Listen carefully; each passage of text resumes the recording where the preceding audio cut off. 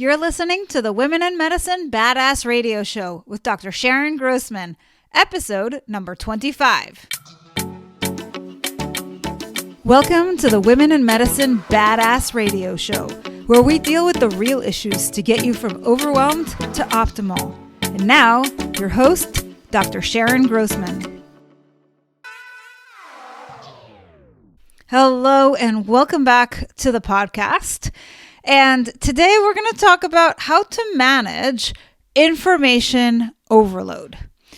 So the way we're going to go about this is I'm going to talk to you about, number one, what is information overload?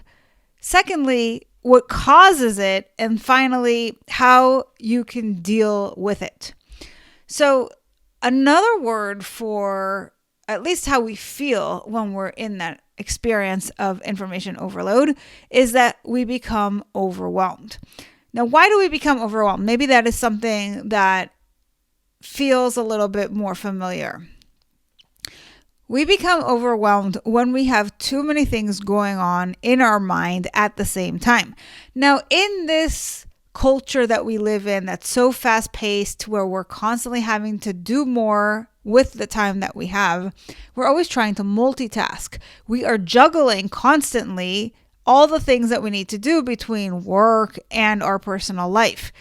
So if you are a working parent, for example, you have to go to work and do all the things at your job and then come home and deal with your kids and deal with the house. And there's just a lot that we're trying to take care of. We're always having to remember to go to the store and buy toothpaste while also remembering to take care of ourselves and take care of your patients and all the things that you do. So sometimes what happens when we have too much on our mind is that we become overwhelmed. This usually also happens when we're dealing with something that we're not super familiar with. So when you're learning a new skill or you're working on a task that you're not super familiar with, you're more likely to become overwhelmed. And one of the things that we do when we lack confidence is we do a ton of research. We delve into the research to find out all the things that we should do, that have been done, that are proven to be right, so that we can go ahead and do what we need to do without making a whole bunch of mistakes. Now, some of you might relate to this idea of research, and maybe you take this not just into your work life, but also into every aspect of your life. So are you the kind of person, for instance, that researches to death what your next vacation is going to look like before you go on it? I'm not suggesting that that's right or wrong, but just notice that if that's something that you're doing and then it kind of takes all the joy out of your vacation, then you might want to tune it down. But let's talk about that sense of overwhelm. And sometimes, again, it's when we have too much on our mind. So if you've got to run like 12 errands in a day, you might feel really spent mentally. You might feel really overwhelmed. So information overload is like maybe you just have too much information in your mind. That's what's causing you to feel overwhelmed in the first place. Interestingly, I was looking for some quotes. What do other people think about this concept of information overload? And I came up with 3 that I thought were really interesting, and I wanted to speak to them. The first quote is by somebody by the name of Clay Shirky, and they say, "It's not information overload, it's filter failure." And I really like this concept of filter failure. I was actually playing with the idea of calling the episode that because it is such a great way of thinking about it. So in the same way that I often talk about when it comes to overwhelm, that you need to just pare down the information. When you have filter failure, you're not really doing that. You're allowing all the information out there to stream in as if you've got this faucet that's just like totally open and all the water is just flowing. And then your bucket is becoming overflowing. So that's where that overload starts happening. So notice the idea is not that the information has overloaded per se, or that there's something wrong with the information. It's just that it is overwhelming your system. So if you've ever worked with a computer and you've had too many tabs open, and then that computer has restarted, this is essentially what we're talking about, where at some point your computer is saying, there's too much going on. It's taking up so much of my energy that I just need to reboot. And then you need to slowly start to recover all of the windows that you had open and all the applications, etc. Now, what happens in our brain when we have too much information is that we become overloaded, we become overwhelmed, and then we start to shut down. We need that refresh or that restart the same way that our computer does. So that's one way that we might deal with it when we're already there. But what I want to suggest is a way for you to manage your filter so that you prevent overwhelm from happening. This is what you need to consider. What is it that I'm currently focusing on? Let's say you have a whole bunch of things that you need to get done. As we said before, maybe you have a day where there are 12 different errands that you need to run. The idea is that you can schedule all those things into your calendar. You can plan on when you're going to do each of those 12 things. Then all you need to focus on is the one thing that you are currently doing. So let's say of your 12 things, some of the items included going grocery shopping, going to the dry cleaners, picking up your kids from school, taking your luggage for a repair, whatever the case may be. You plug in each of those into your calendar, and then you look at, what do I need to do in this moment right now? And the first thing on your list is grocery shopping, so that's what you focus on.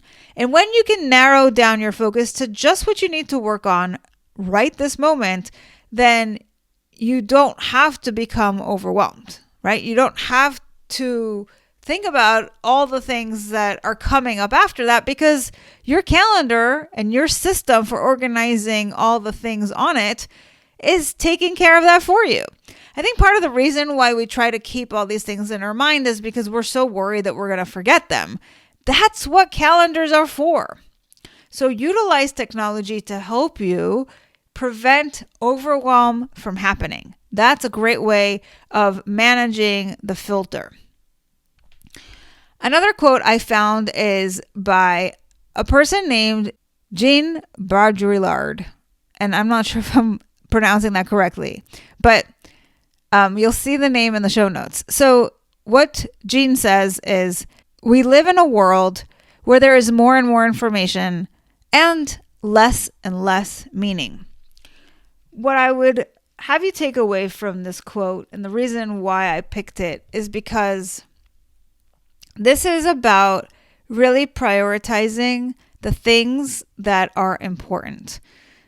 So when we think about this quote and really what it's saying, it's that there is so much more information available to us today than ever before. I mean, when I was growing up, there was no internet. You had to go search for information in actual books, like encyclopedias. Today, my 8-year-old can find more information in 5 minutes than I could find in an hour when I was his age. So information is at our fingertips, and it's amazing, all the technology and all the things that we have access to. But we also have to use it well. And when you aren't doing that, when you kind of allow it to take over your life and you're not really focusing on the things that are important or the things that are meaningful, and you fill the space with all of this other stuff, it becomes chaos.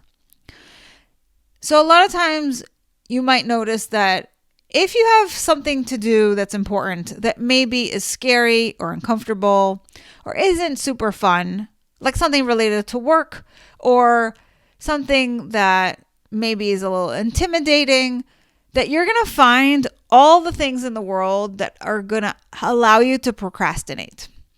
You're going to go on Facebook and you're going to go on Google and you're going to look at movies perhaps on YouTube, how to fix my dishwasher, etc. There's so much information out there that you could totally procrastinate your entire life and think that what you're doing is fruitful. Hey, it's productive. I'm learning how to fix my dishwasher, right? However, if it is getting in the way of doing meaningful work in your life, because you were supposed to work on your speech, and now you've spent all this time and you have so little time left over that maybe when you go to deliver that speech, you'll be underprepared. You are doing yourself a disservice. So be really mindful about where you spend your energy and what you focus your attention on. Finally, I want to share another quote. This is from Brian Solis, who said, "Information overload is a symptom of our desire to not focus on what's important. It is a choice." This, again, kind of summarizes what I just said about prioritization of things that are important.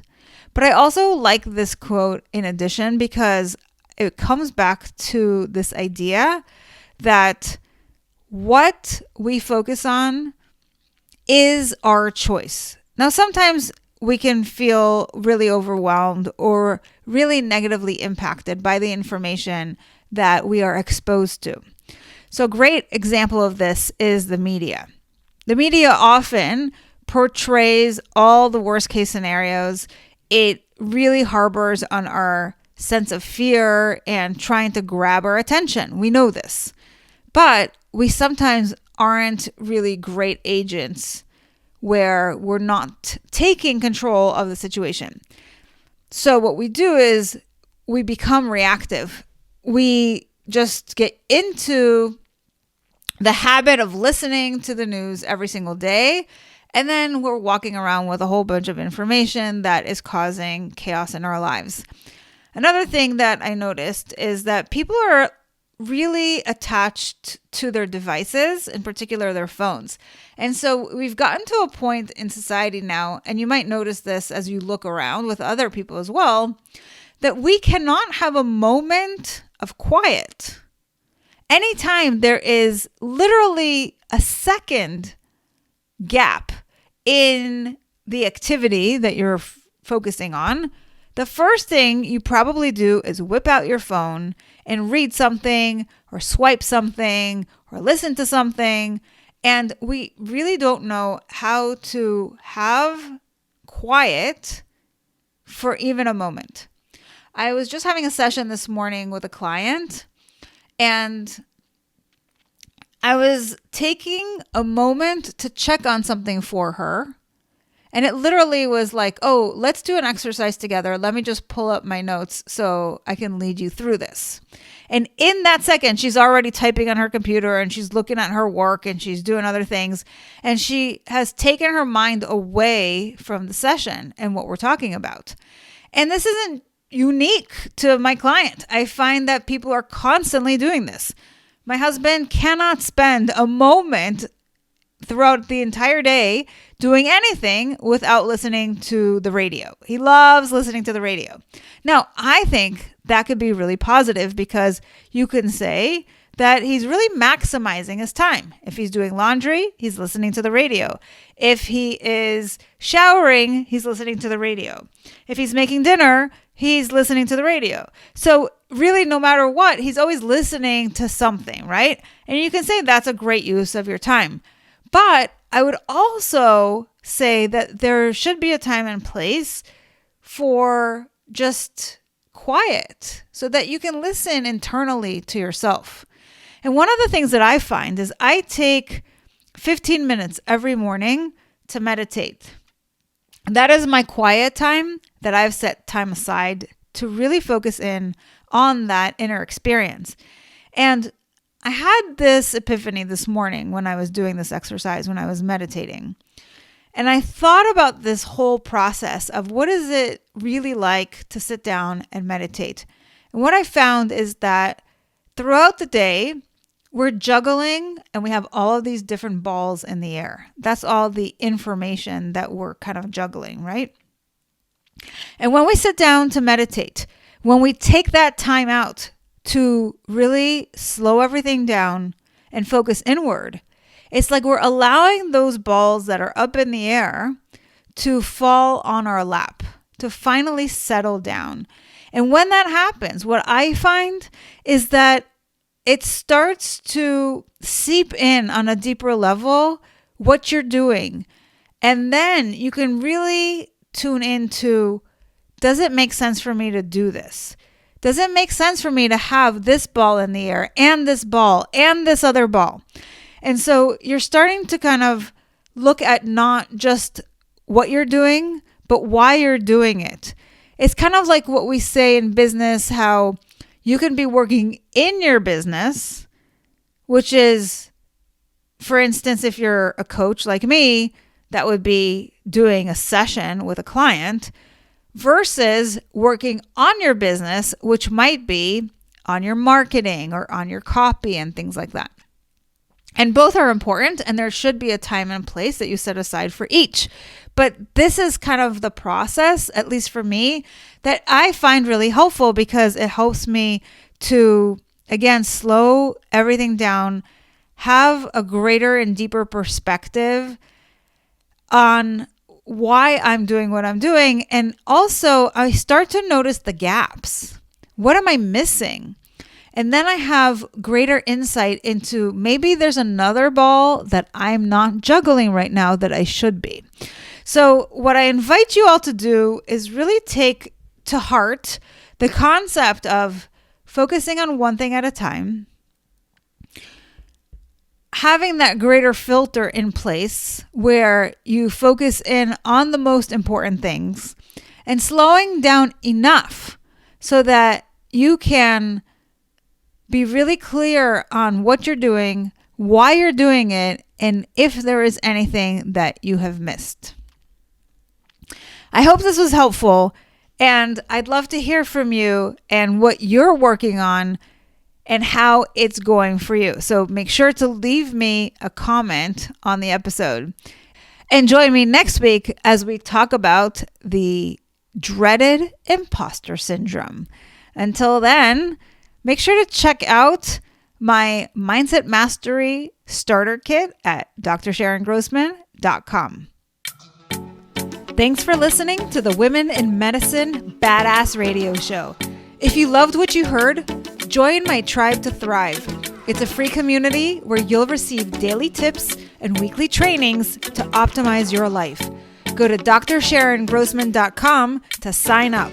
I'll see you on the inside.